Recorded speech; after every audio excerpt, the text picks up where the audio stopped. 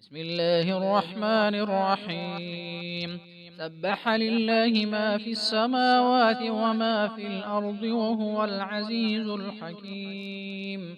يا أيها الذين آمنوا لم تقولون ما لا تفعلون؟ كبر مقتا عند الله أن تقولوا ما لا تفعلون. إن الله يحب الذين يقاتلون في سبيله صفا كأنهم بنيان مرصوص. وإذ قال موسى لقومه يا قوم لم تؤذونني وقد تعلمون أني رسول الله إليكم فلما زاغوا أزاغ الله قلوبهم والله لا يهدي القوم الفاسقين. وإذ قال عيسى ابن مريم يا بني إسرائيل إني رسول الله إليكم مصدقا لما بين يدي من التوراة ومبشرا برسول يأتي من بعد اسمه أحمد. فلما جاءهم بالبينات قالوا هذا سحر مبين. ومن أظلم ممن افترى على الله الكذب وهو يدعى إلى الإسلام والله لا يهدي القوم الظالمين.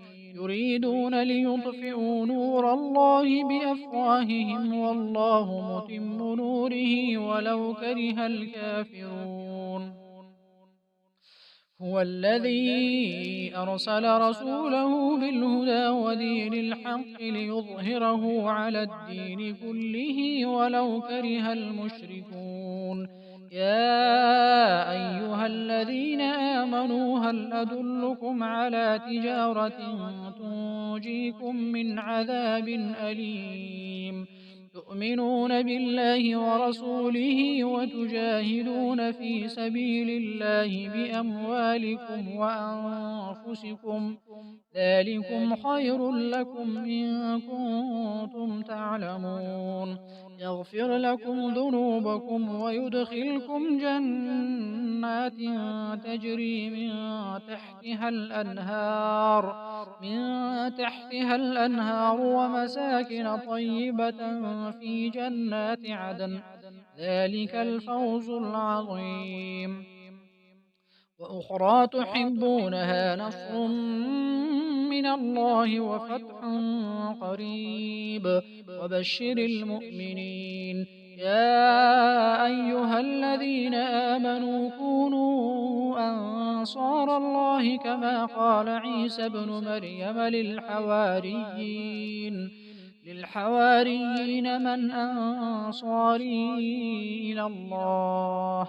قال الحواريون نحن أنصار الله فآمنت طائفة من بني إسرائيل وكفرت طائفة فأيدنا الذين آمنوا على عدوهم فأصبحوا ظاهرين.